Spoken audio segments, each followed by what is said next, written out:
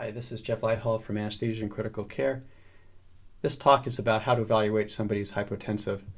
The goal here is to help you identify the physiologic abnormality that underlies the blood pressure abnormality. And this helps you do a couple of different things. First, it helps you distinguish probably the leading causes of the hypotension and will help you point toward the diagnostic test that will differentiate these two. It also identifies an abnormality that you can start to work on, whether it's volume of the heart, whether it's contractility, heart rate, or vascular tone. So even though you might not have a diagnosis, at least you'll have enough information to start making the right choices about what kind of drugs you want to use to stabilize the patient. And obviously, getting to a diagnosis is important too, but this will help you along all of those fronts and actually help you do this in a very fast and efficient manner. For purposes of discussion, we'll consider somebody who has a mean pressure less than 65 to be hypotensive, and same thing for a systolic blood pressure of 90. Usually you're called for these patients after some attempts made to try to normalize the blood pressure, whether it's been given some small boluses of fluid or vasopressors. And typically, if you look at the patient, you'll see that their blood pressure has been higher normally. So there are people in the world that do have blood pressures of this magnitude, but in our culture, people generally run higher. At the VA, you could take advantage of the computer record system to see what the patient's normal blood pressure is. And this helps in areas of uncertainty where someone might have a map of 68, 70, and you're really not sure whether this is relatively hypotensive for that patient.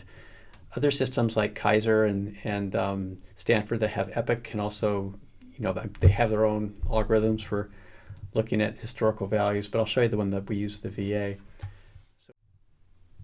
So here's the face sheet of the computer record, CPRS at the VA. So it's hard to tell, but the cover sheet has been clicked. And what is displayed in this frame here are vital signs and weights and calculations for BMIs.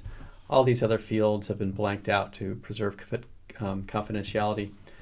So expansion of this frame is shown here, and if you actually double click the blood pressure value, what will happen is you'll get a screen that looks like this popping up, and to the left side they'll give you some time ranges where you can click all values, last 2 weeks, last 2 years, etc. And what I have here is basically all values that go back to 2002. And so you could just look at this patient here and just kind of take the median, which is about 144, 140, and over high 80s here, and assume that this person is pretty much a 140s over 80s type person. So a systolic of 90 or a MAP of 65 is going to be very, very low for that patient, in fact. So once you've established that the patient is hypotensive, you want to just eyeball the situation really quickly, and some things might jump out at you like super difficulty breathing, unilateral breath sound, someone who's clutching their chest, etc. And that should definitely point you down a diagnostic pathway for things like pneumothorax and MI.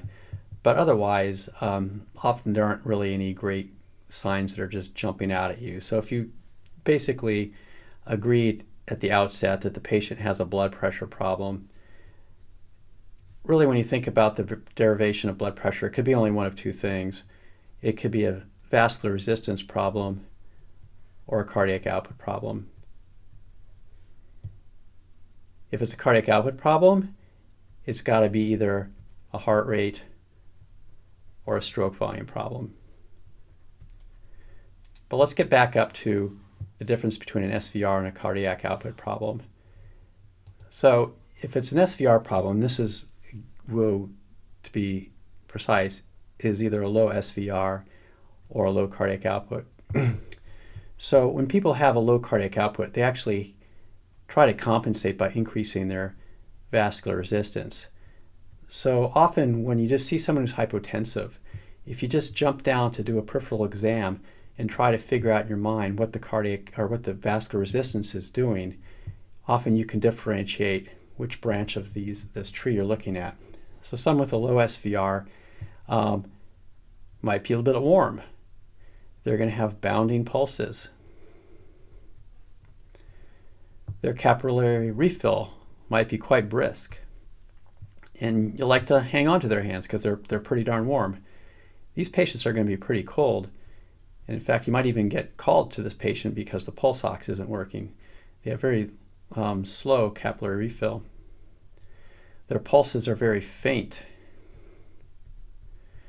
And so, often if this is just the situation you're dealing with, once you discover that the blood pressure is low, chances are you're dealing with a very low cardiac output problem.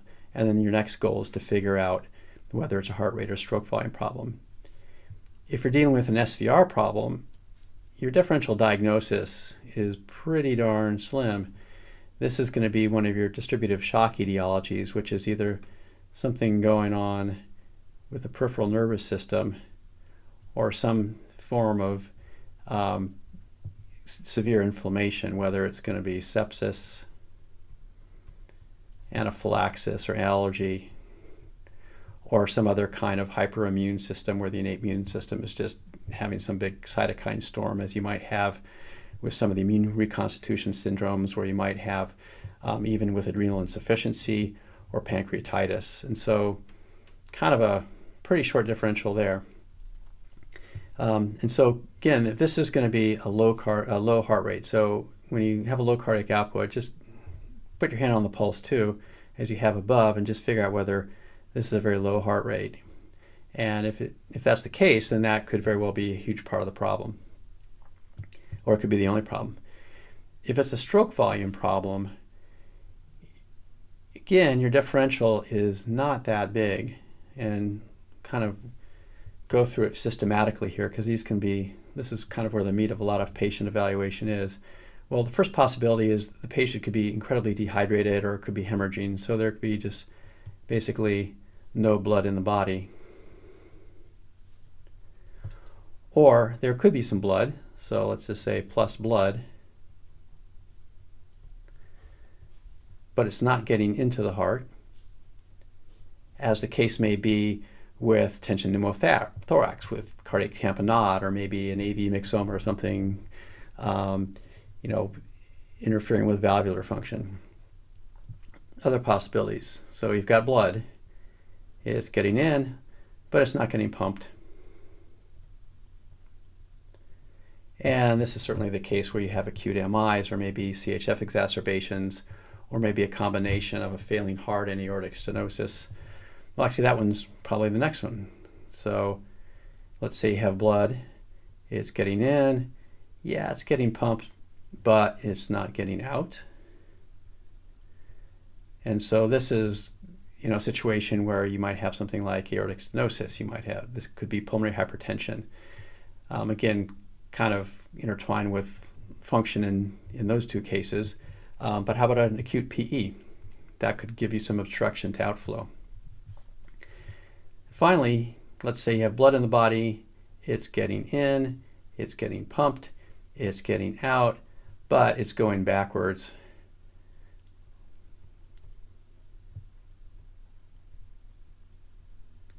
That's supposed to be forward. And that would be your mitral regurgitation type patient. So distinguishing these isn't so bad either. So these guys here are going to have really flat veins. You're going to have trouble getting IVs in these patients, and they definitely will not have much JVD at all. In fact, you'll struggle to find their jugular veins or any veins. All of these guys have got lots of JVD. And essentially, if there's nothing that's just jumping out at you, like totally muffled heart sounds, electrical alternans, unilateral breath sounds, you're basically going to get an echo to sort all this stuff out here. And so very quickly, you've got a patient that's hypotensive, you're not really sure what's going on, they're cold, stealing your warmth, thready pulses, heart rate's plenty high. You take a look, there's tons of JVD, you can't figure out what's going on here. So, your first diagnostic maneuvers is get an echo, take a look at the RV, the LV, the filling, see what in the world's going on. Probably you can have plenty of filling because you've got JVD. So what this gives you is a very quick physiologic characterization of what your hemodynamic problem is. So in the case of, say, a distributive shock picture, you might choose to start some empiric antibiotics, get some cultures going, and maybe even treat them presumptively for an allergic reaction and or adrenal insufficiency. Down here, depending on what you see, you're going to try to figure out what the source is. And so in the case of something like large PE, you're going to start to think about how you want to dissolve that clot and whether you want to do it with TPA, heparin, how severe your patient's condition is, and how severe you really want to escalate things. But also can tell you if the heart's hardly moving that you're going to have a lot more yield giving that patient an inotrope than you will something like a vasoconstrictor, because they're probably already massively vasoconstricted on their own and trying to keep their blood pressure afloat. And so this might point you toward going to the cath lab in some cases, but otherwise you can at least buy yourself time to figure out what is really going on, at the same time stabilizing the patient, because you know that in some of these cases contractility might be poor, in other cases filling might be poor, in other cases that there might be some kind of obstruction that you have to investigate further. So this is a great way just to kind of get started on evaluating your patient, and in the course of discovering what's happening, including looking at the heart, you'll definitely get some sense of how severe this situation really is and what other resources you might need to bring it back to normal.